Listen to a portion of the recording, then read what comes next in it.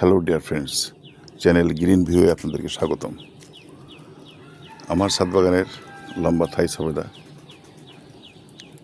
গাছটি ইতিপূর্বে আপনাদের এর ভিডিও ধারণ করে আপনাদেরকে দেখিয়েছিলাম।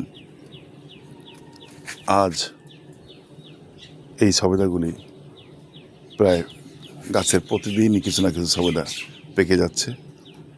দেখুন, এমন একটা সবেদা, এই সবেদাটি পেকে গিয়েছে। এটা আমি ব্যাগ দিয়ে ঢেকে রেখেছিলাম পাখিতে নষ্ট করে, পোকামাকড়ে নষ্ট করে, তার কারণে এই দেখুন এই সবেদার গোড়া এই দেখুন খুলে আসলো। সবেদার ভিতরে কেমন দেখা যাক।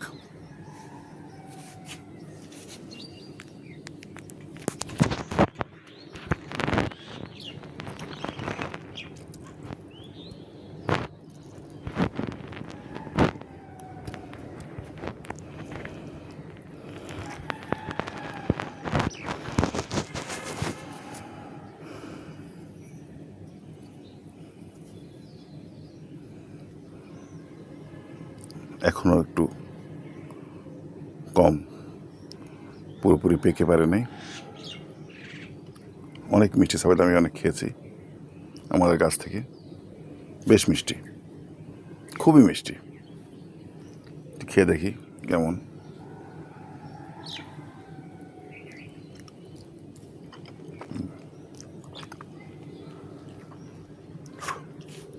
যথারীতি একই রকম মিষ্টি এবং এতে দেশি সবেদার মতো কষ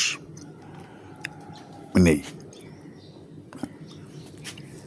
আমার কাছে পুরনো সবেদার পাশাপাশি বড় হয়ে গেছে যেগুলো, এছাড়াও নতুন করে আবার সবেদা হচ্ছে।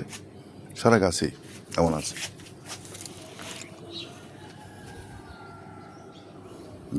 যথেষ্ট উচ্চ ফলনশীল। আপনারা নিজেদের ছাদ বাগানে খুব সহজেই একটা 18 লিটার ড্রামেও আপনারা এটা করতে পারেন। রঙের ড্রামে আপনার পারিবারিক চাহিদা ভালোভাবেই মেটাতে পারেন। আজকের মতো